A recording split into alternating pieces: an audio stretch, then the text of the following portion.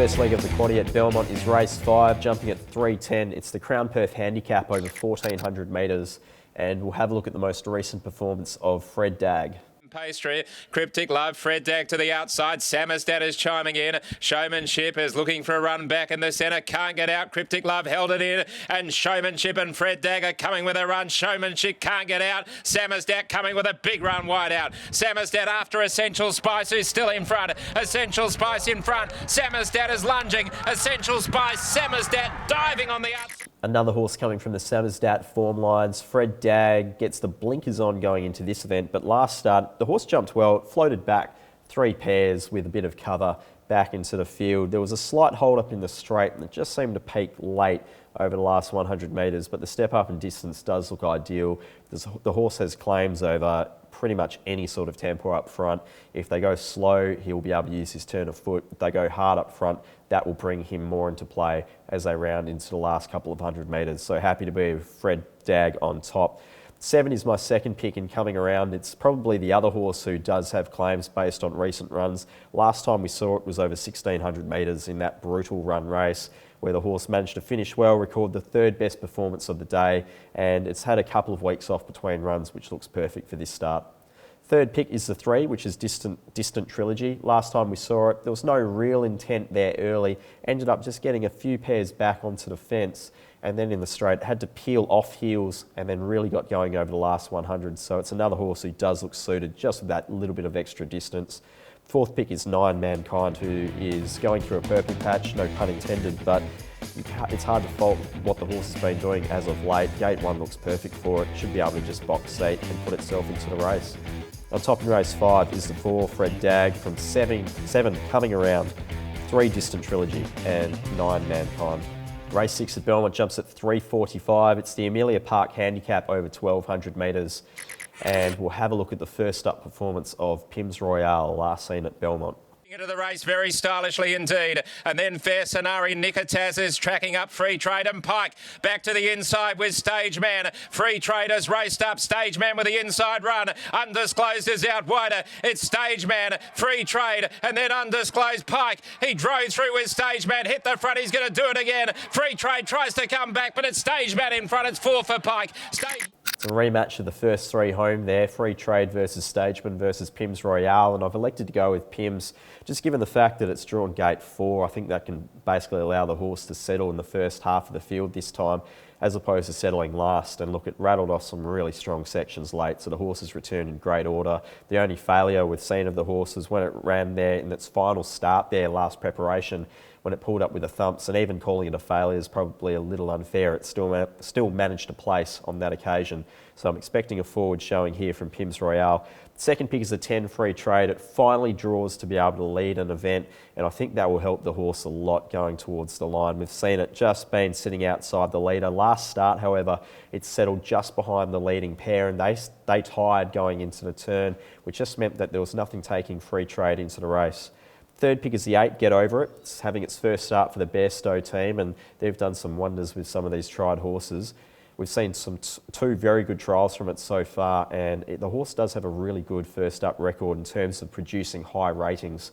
Gets the blinkers off here, so I'm expecting it'll be in the second half of the field. 4th pick is the 1 Stageman. It's coming into the race with one of the better last start figures, and obviously it got itself into a perfect position in run there. Gate 5 looks okay for it again, but I'm expecting it'll just be that little bit further behind Pims Royale. On top in race 6 is 4 Pims Royale from 10 Free Trade, 8 Get Over It and 1 Stageman. Race 7 at Belmont jumps at 4:20. It's the Chanel Galante 30th birthday handicap over 1,600 metres, and we'll have a look at the most recent performance of the Velvet King, last seen at the trials. The track now will be Mycroft, and Ravelli takes the inside run and tries to run on. So we have a line of 6 across the track. Sense of Power holds the call, leads the way by about a length on the outside. The Velvet King, Ravelli saving ground through along the inside, comes through strongly. It's Sense of Power in front. Now Ravelli and the Velvet King, and a Mycroft out wider. The Velvet King claws his way to the top and wins second. Just a well-held trial there from the Velvet King. Obviously had to go back to trials after laying out heavily in the straight when it won their last start at Belmont. But I'm expecting the horse should be able to jump and roll forward from gate 13. There will be a bit of early speed in this event. There's a few other horses drawn out there with the Velvet King, but that was a really impressive last start performance, and the horse does seem to be running its better races over the mile.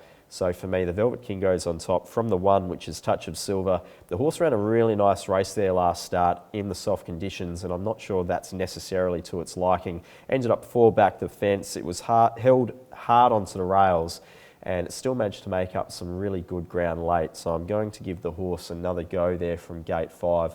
Third pick is the 8, which is Double Digit. The horse itself got itself into a great position there last start, 1 out, 1 back. It loomed, it just couldn't get the Velvet King.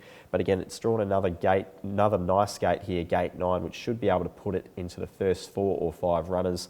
Fourth pick is the 2, Nikitas, who has gone to another level since joining the Williams camp here in WA. Last started, obviously, was dominant late going through the line, and it does have the best last start figure, but the last 3 runs it's produced a strong figure that would certainly be figuring here in the finish. On top in race 7 is 3, the Velvet King, from 1, Touch of Silver, 8, Double Digit, and 2, Nikitas.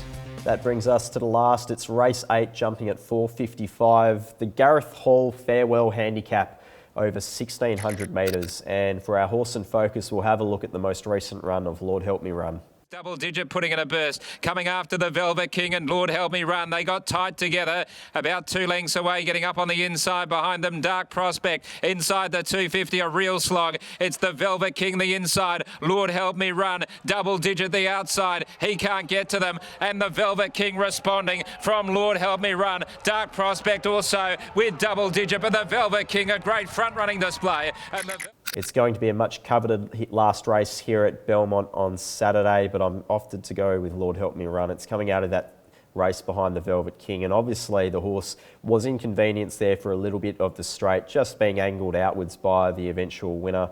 But I'm expecting Lord Help Me Run from gate 3 should be able to find an easier run in transit into the straight this time round. It just ticks all boxes for me. It handles the tempo up front. The last 4 starts, it's produced strong figures, and Brodie Kirby knows the horse well. So for me, Lord Help Me Run goes on top. From the 16, which is Playing Marika, it's another horse that does figure based on its most recent performances. It's been recording strong figures overall, gets an easier gate here from barrier 7, and should be able to put itself into the first half of the field this time. Third pick is the 3, Golgotha. I thought the recent trial was really good. 107 days or so since we've last seen it. It did perform particularly well first up last preparation and recorded a good figure there. Gate 9's not too bad either for the horse. Fourth pick is the 7, which is Damos. We have to just forgive it last start. It was too bad to be true. Pulled up with an elevated heart rate after the race. The horse itself, I'm not sure it's going to get many favours from gate 17, so I'll probably go back in the field, try and find a bit of cover and be saved up for one final burst in the straight. On top in race 8 is the 1, Lord Help Me Run, from 16, Playing Marika, 3, Golgotha, and 7, Damos. Best bets at Belmont, race 2, number 4, Metro Boy, race 5, number 4, Fred Dagg. That's all from us here at Perth Racing. If you'd like to keep up to date, stay in touch via our website or on social media. Until next time on The Box Seat, I'm Pete Antonis. Good punting and go well.